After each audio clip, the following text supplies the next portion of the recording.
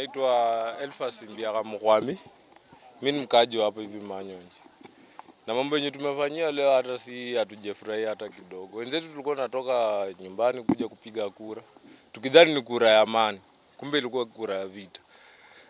Tafadhali tunaomba serikali, kama serikali iko karibu, iangalie hii mambo kabisa. Hao vijana wenye wanafaa bunduki, kuna wale hata wanakuja na mampini, si hatuwajui.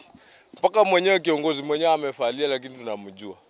Awachane na hii kura ni ya Malava. Hii kura yuko Mumias. Akipenda tu.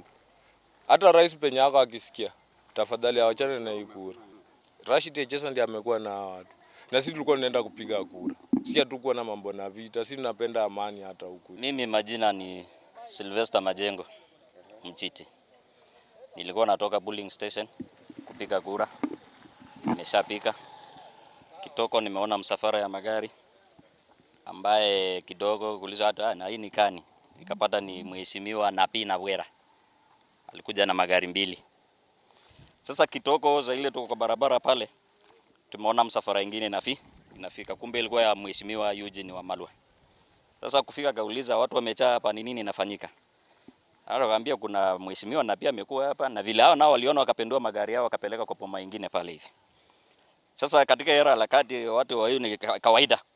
Watu wakikutana wawili lazima itakuwa pale na rabisha kujua ni nini inafanyika, juu hii ni mrengo mwingine na hii ni mrengo mwingine.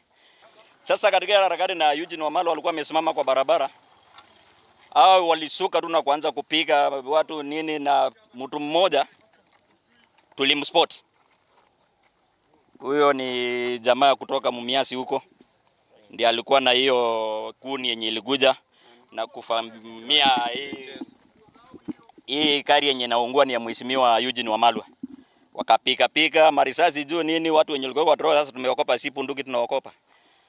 Kidogo ndio mmoja mwenye kuni ile ilikuja nini kuwasha gari kibiriti na kuweka ndani.